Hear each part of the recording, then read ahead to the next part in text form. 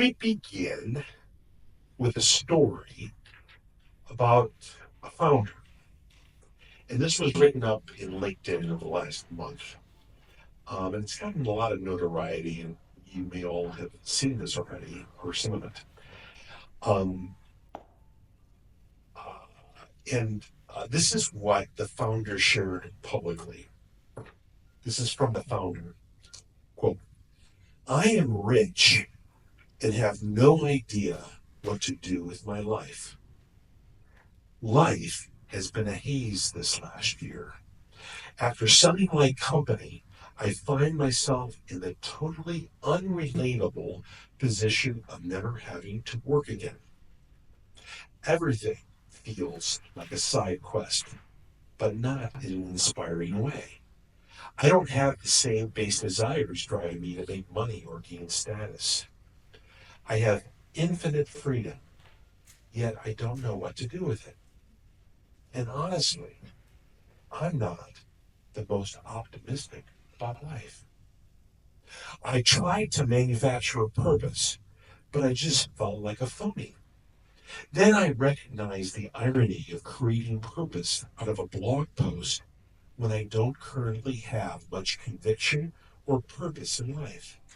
So I'll just explain my current situation, my own selfish purposes, to push myself to be completely and awkwardly vulnerable to a blob of nameless strangers over the internet. And I'm going to read some paragraphs from this, but it will only take a few minutes. So bear with me. He writes, last March, I had no idea what to do with my life. I knew staying at the acquiring company of my startup was not for me. I had already been paid over $100 million. And it was hard for me to give up an additional $60 million pay package to stay with the acquiring company. I had already made more money than I knew what to do with. But your mind does funny things when you start to consider numbers like these. So I decided to go to the Redwoods in Northern California and figure it out. Within 5 minutes of my first hike, the trees smiled at me and whispered their simple wisdom. What is the point of money if it is not for freedom? What is your most scarce resource if not time? I would leave to do nothing. I would leave to do something, anything, to be alive again. But I had no idea what that was. I've only started to realize that when my company was in its earliest innings, I felt very secure with my position in life. I was happy with everything as it was. The growth trajectory of the company was more than I could ever dream of. I was happy. I felt secure. It could all turn to ruin the next day, and that would be okay. Then, as the company skyrocketed to new heights, I started to have a growing expectation for myself and others that had even more expectations of me.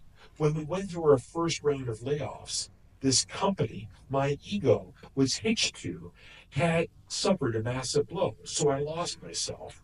This chapter of my company has created a complex web of internalized insecurities I must now work hard to untangle.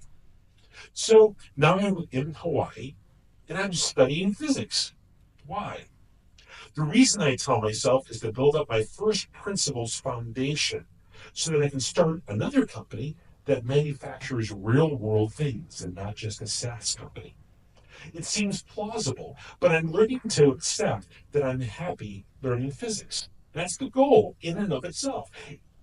If it leads to nothing, that's okay.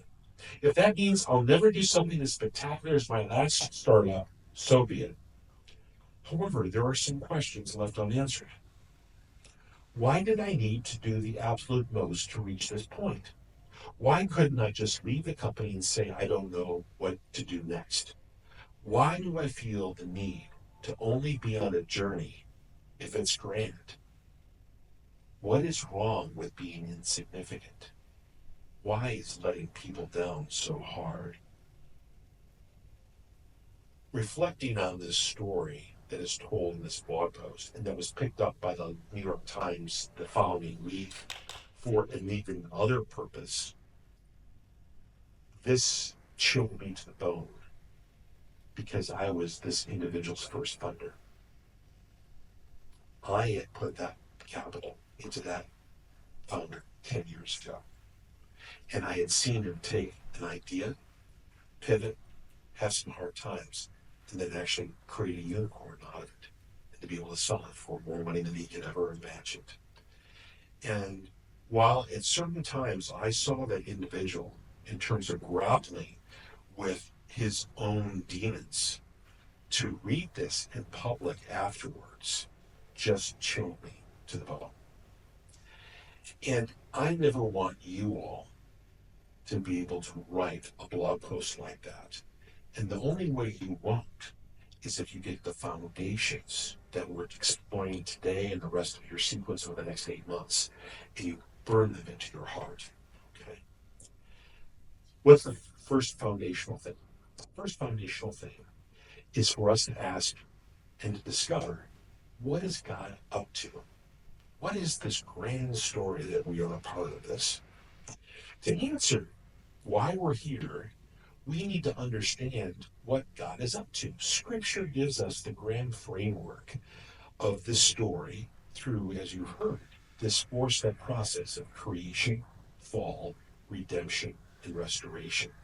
Now, it may seem a little pedantic to you to go through and think that there are these different layers, but these are really important. Like any other foundation, if you get the constituent parts right, you have something solid to stand on later on. And you all are training for a marathon. It's called life, okay? And you need to be able to get these foundations well, because every other part of our world is telling you that there's some other firmer foundation, some other thing that you have to chase after in order to be what? In order to be happy. They never talk about joy. They talk about happiness. And the reason is because they've never experienced joy. Why would we give up joy for a temporal happiness? Well, when we learn in terms of what God is up to, we begin to discover this. To go back as to the original story, as you know in the Hebrew scriptures in Genesis, it kind of lays out, and the way that if you look at the book of Genesis, there's really, in terms of a kind of the first few chapters, kind of like the preamble of what the rest of the book is going to go into, but it gives you kind of a foretaste in a very short, compact period, what actually is the creation story, and then it goes back into it and goes into much greater detail. So in Genesis chapters 1 through 2, we see that God created the world and entrusted humanity with meaningful work. Okay, so think about it this way. Sometimes we think that work is the result of the fall. No, we were designed to work from the very beginning. The difference was that toil was introduced in terms of in the fall, and we'll get to that a little bit later. In Genesis 1:31, and God saw everything that he had made, and behold, it was very good. Work was originally designed as an act of worship. It is part of being created in the image of God. It is an integral part of all that we do. That's why if we get it wrong, if we have a distorted view of what work is, if it seems to have too much importance in a certain mechanistic point of view, we're going to become very frustrated with it, and we will begin to see work as something that is not. It is something to be feared and something to be afraid of what it can do. Tim Keller reminds us that work is rearranging the raw material of God's creation in such a way that helps the world in general and people in particular to thrive and to flourish. Let me say that one more time. Work is rearranging the raw material of God's creation in such a way that it helps the world in general and people in particular to thrive and to flourish. Okay. What is our purpose? Our purpose is to know God and to enjoy him forever as we become more like him and are involved in seeing his world flourish. That's our task. Now, in chapter 3, we're introduced to the fall, and this is where toil is introduced. Sin fractured the world, distorting relationships and work. Work becomes toil, and our relationship with God and others becomes broken. Do you ever wonder why it's so hard in terms of working with other people? Well, they're broken just like we are. They're broken people. And when broken people get into a group, it becomes an even broken group. And as many of you know, in terms of that, have your own enterprises and that manage people, that, in some ways, sometimes we say to ourselves, boy, this would be great work if I didn't have to work with these people. We often think in terms of that people are the problem, rather than thinking that actually sin in a broken world is the problem. Okay? And God has invited us to come alongside Him and with people help to redeem it. When we actually then think about in terms of the third part, so we have creation, we have fall, and then we have redemption. Okay, and this is where, in some ways, the twist, the irony of history comes in that God enters this space. He doesn't say, like a lot of other uh, traditions and religions in the world, he doesn't say that this doesn't exist, that sin doesn't exist, that brokenness doesn't exist. Instead, he gives us a solution that resolves the problem of sin. Through Jesus Christ, we believe everything is reconciled. John 3:16 reminds us, a simple verse. For God so loved the world that he gave his only Son, that whoever believes in him should not perish, but have everlasting life. Augustine, a third century um, bishop of Hippo in northern Africa, he wrote, "You have made us for yourself, O Lord, and our heart is restless until it rests in you." Outside of him, outside of the acceptance of the redemption, our souls will be unsettled. We will feel frustrated. We will feel dejected. We will feel depressed because we haven't invited God into the redemptive story and recognized who he is.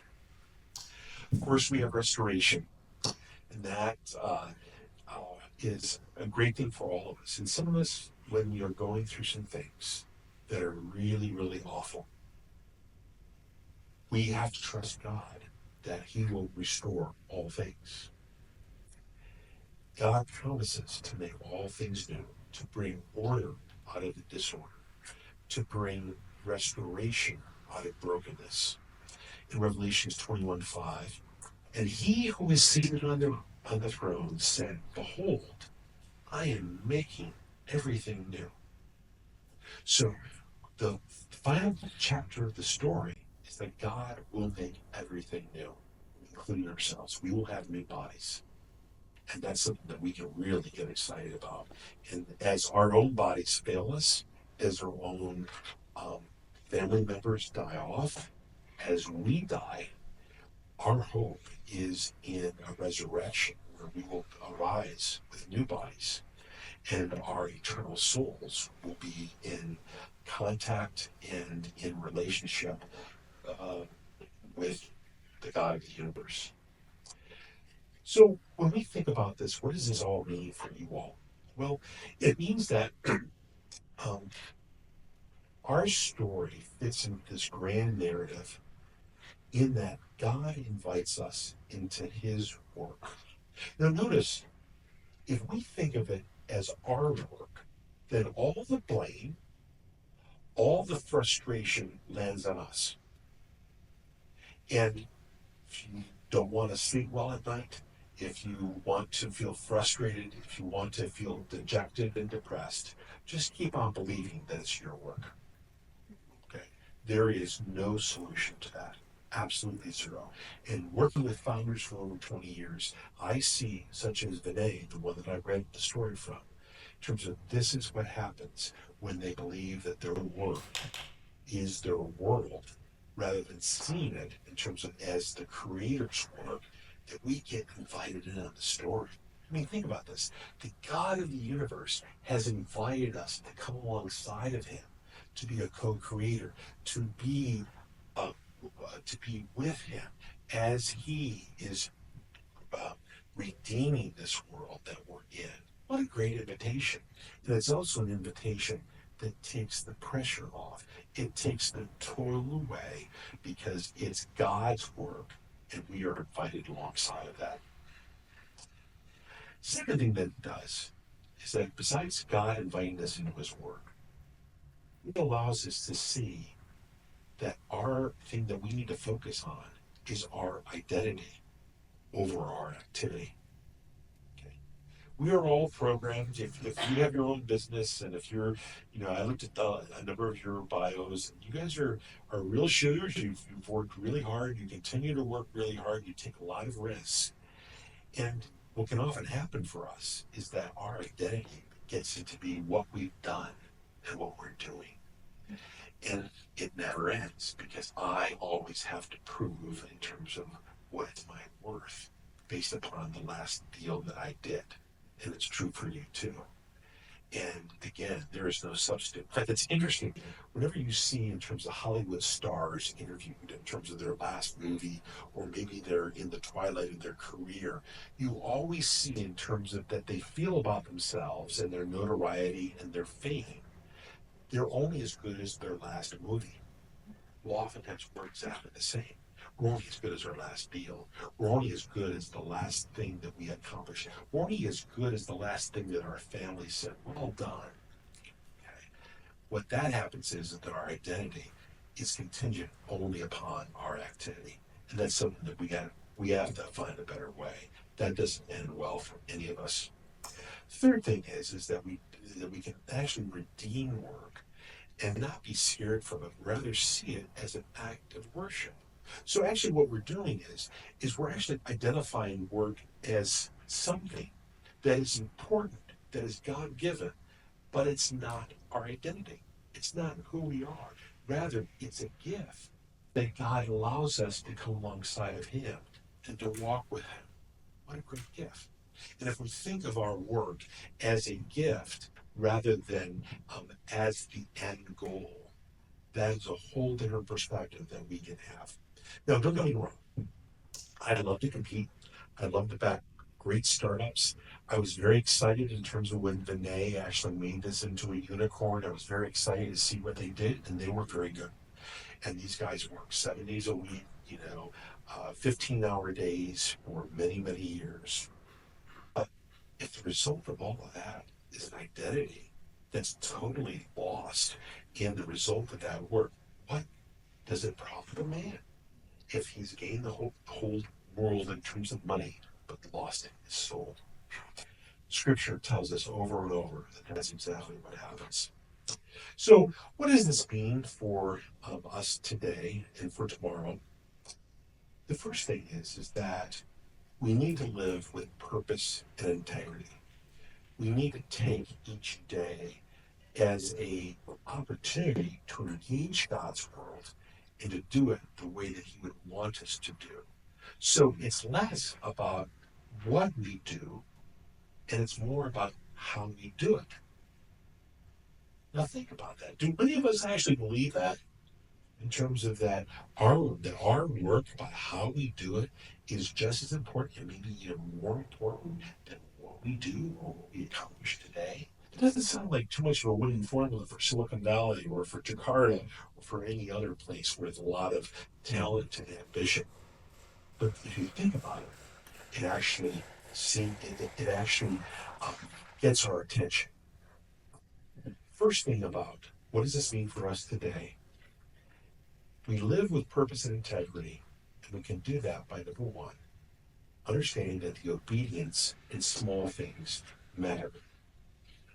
If you look at people in terms of when they have their act together, when they have their lives that are truly spirit led, that is a result of hundreds and hundreds of days of showing up, being obedient to the Lord, even when it's not clear, and even when they don't feel like it.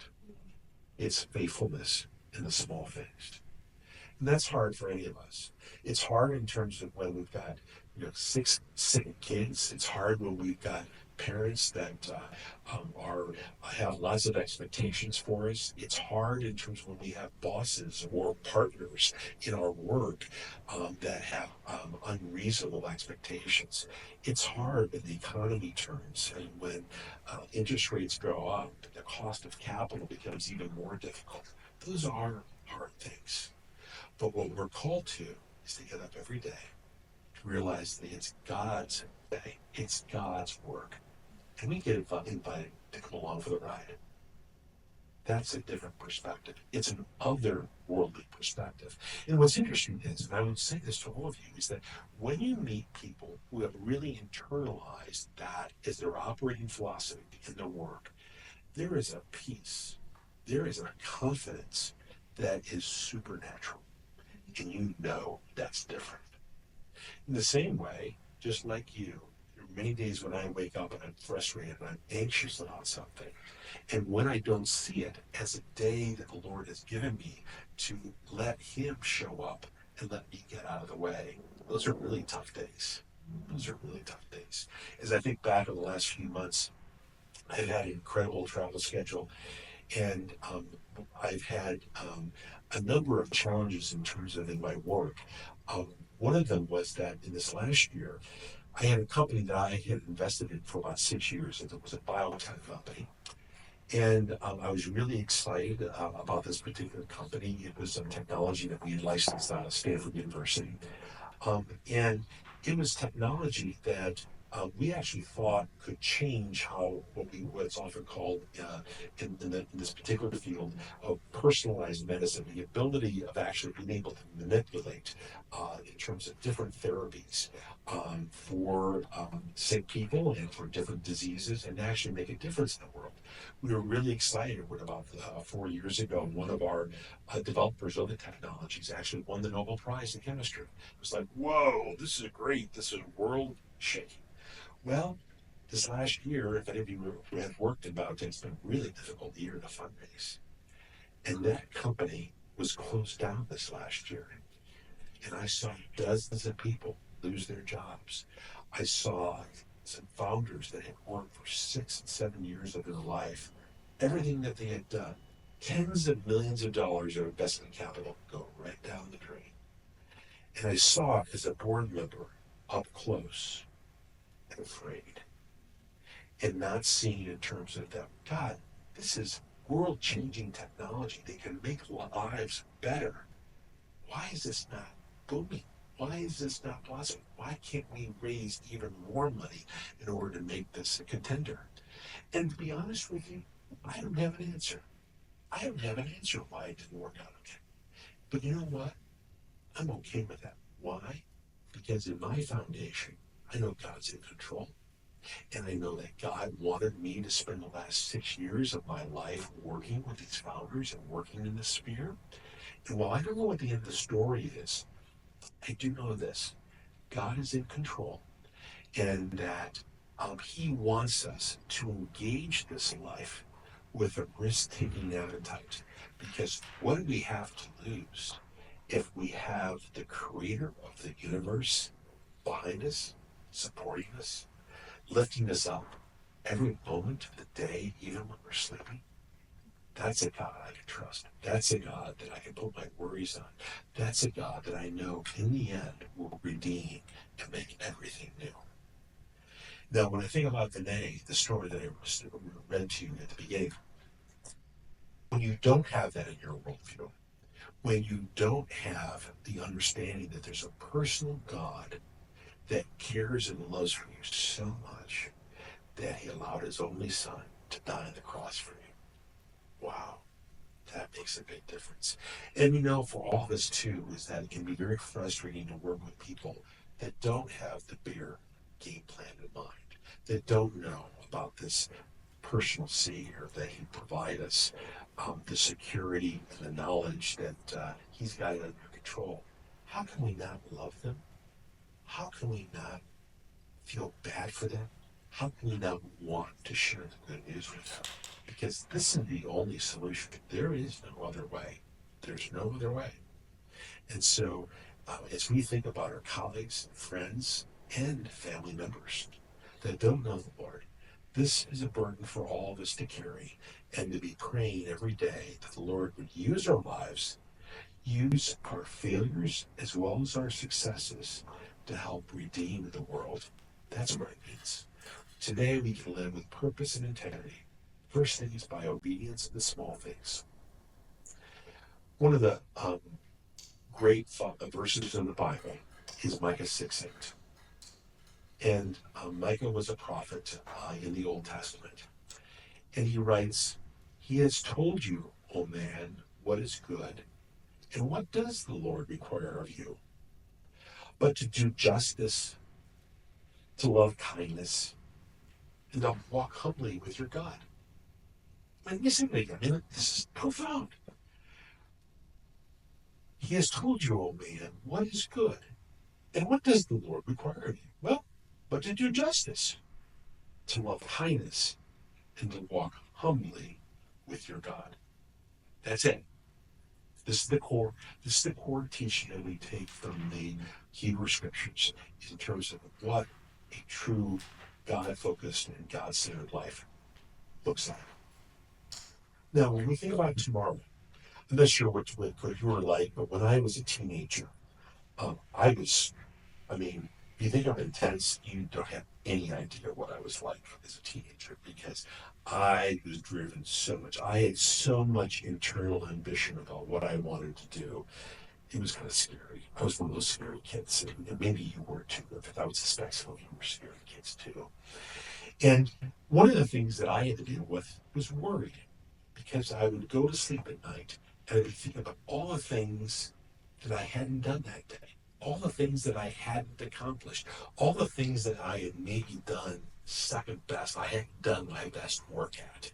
I remember that when my parents, in growing up, they kind of had this formula that said, Kurt, my sister Sherry, um, when we say, hey, but when we took an exam or whatnot, they wouldn't say, Kurt, did you get an A on it? But actually, in some ways, they actually asked a question that was much more devious. They said, Kurt, did you do your best at it? My best. Now, that was their way, in some ways, to try to not put inordinate pressure on me. But if anything, it put more pressure on me because I want to do my best every day. And guess what? I can't do my best every day. I just can't. Okay? And unfortunately, even today, I say to myself, did I do my best with that? And some of us, that's the curse we have to live with. But it's a curse in terms of that we learn if we're going to not only survive but thrive, is that we have to cast our cares on Him. When we're going to sleep at night, and here's the test: when you are going to sleep at night, if you are thinking about the 5 things that you didn't do your best at, if you are thinking of those things that you failed at or that others failed you, you're not passing the test because God has designed us to put our cares on Him for us to have peace. And when we think about what's laid out in the scriptures about the fruit of the Spirit, and what are the fruit of the Spirit? Love, joy, peace, patience, kindness, goodness, gentleness, self-control. These are the things that let us sleep at night. These are the things that let us live a life that's worth living. And those are the things that we need to focus on every day of the year. Every moment of life is how we can display those fruits, because those fruits are going to be the way that we're known. But even more importantly about being known, it's our way in which for us to thrive. That's how, if you meet people that are in their 70s or 80s that have discovered those secrets, they're chill. They have their lives. They know that they only have so many days left of this life, and they're okay with it because they put their lives in God's hands. And I often think to myself of the worries that I have terms of what my business is or my relationships or whatnot. And I think about how I can trust God with those, in some ways, small but very important things. And I finally tell myself when I'm really frustrated is if I can't trust God with those small things, how in the world can I trust Him with my eternity? If I can trust Him with my eternity, I can certainly trust Him tomorrow. Right? Proverbs 3 5 through 6 reminds us trust in the Lord with all your heart, and do not lean on your own understanding. In all your ways, acknowledge Him, and He will make straight your paths. C.S. Lewis has a wonderful formula of this. And Mere Christianity reminds us aim at heaven, and you will get earth thrown in. Aim at earth, and you will get neither. Let me say it again. Aim at heaven, and you will get earth thrown in. Aim at earth, and you will get neither. That is true. That is absolutely true. But why is it that we aim at earth every day of our lives? That tends to be our default. What I'd like to do now is I'd like to break up into a couple groups and maybe the planners have suggestions in terms of